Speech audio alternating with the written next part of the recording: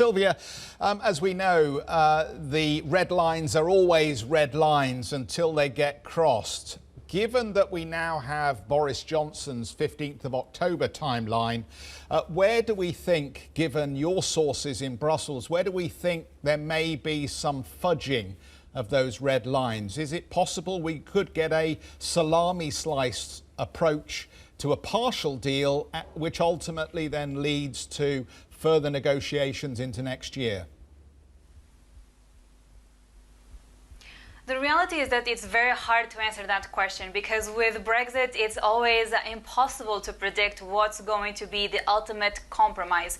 What I can tell you from speaking with my sources, Jeff, is that some people in Brussels believe that the latest comments from the UK government, including from the Prime Minister, are just to add pressure to these negotiations and to essentially force the negotiators to get to something that's closer to what the UK government wants. So essentially just pressure to essentially try and revive these talks that have been stalled for quite some time now, I should say. And the reality as well is that there are two main issues at stake right now. The first is the fact that there has been no significant progress throughout the summer.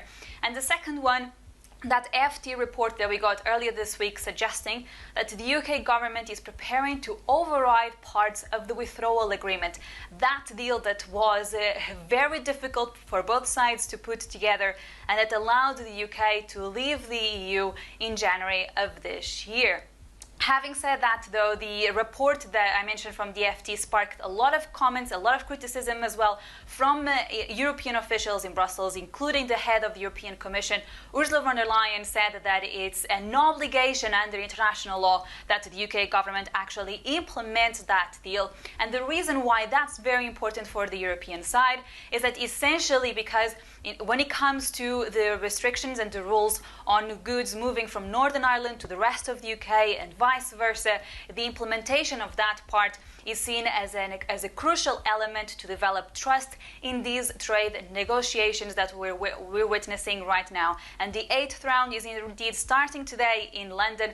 Let's see if by the end of the week some of the tensions will have somewhat dissipated.